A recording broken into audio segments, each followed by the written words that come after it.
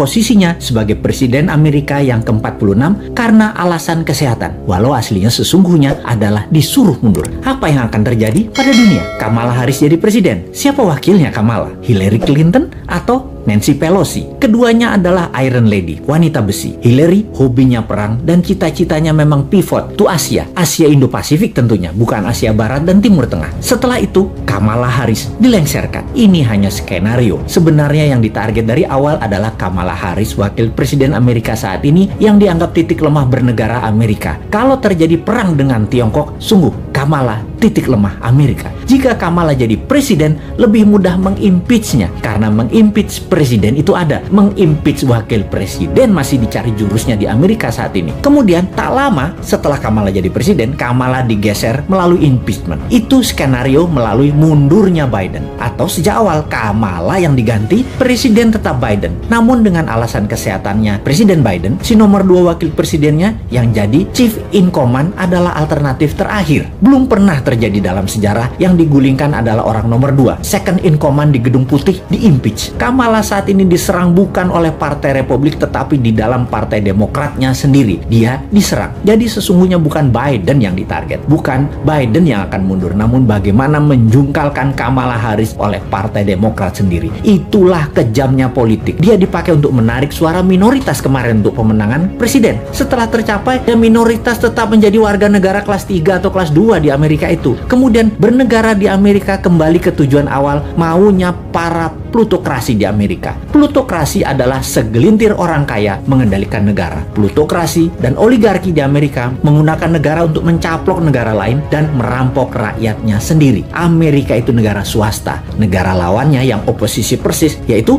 Tiongkok. Tiongkok negaranya dikendalikan pemerintah otoriter partai komunis atau negara partai. Itulah bedanya Amerika dengan Tiongkok. Indonesia, 7 presiden adalah negara partai, terutama 3 presiden terakhir, di mana swasta hanya dapat porsi 20%, yang 80% pemerintah. Nanti ketika new mind terjadi, maka terbalik, 80%-nya swasta, 20%-nya pemerintah. Indonesia jadi negara swasta, namun bukan swastanya plutokrasi dan oligarki, tetapi strong UKM. Itu beda.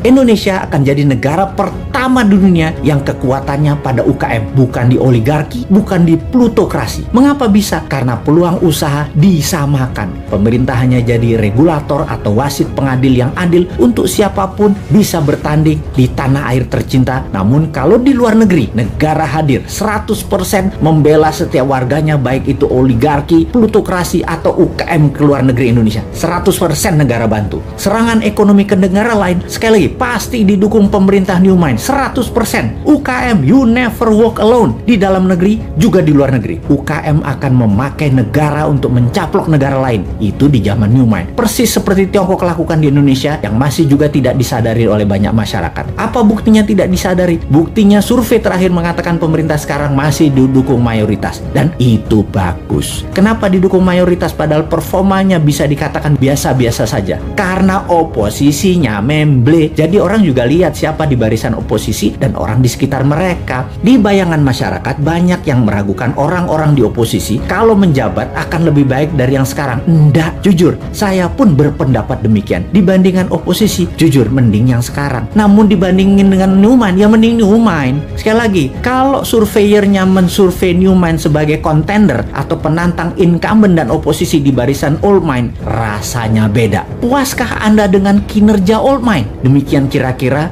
kalimat surveinya. Lalu dibandingkan dengan konsep new mind, mana kira-kira pilihan masyarakat terhadap dua konsep bernegara itu? Siapa yang bakal unggul? Siapa yang bawa Indonesia 100 tahun di tahun 2045 menjadi negara superpower? Old mind atau new mind? Sekali lagi, sungguh kalau ditanya, di dalam old mind itu ada siapa? Oligarki di situ, politikus kawakan di situ, duit di situ, pejabat di situ, jabatan di situ. New mind punyanya cuma semangat doang, tetapi berani. Kesimpulan, kita akan berhadapan di 2024. See you at 2024.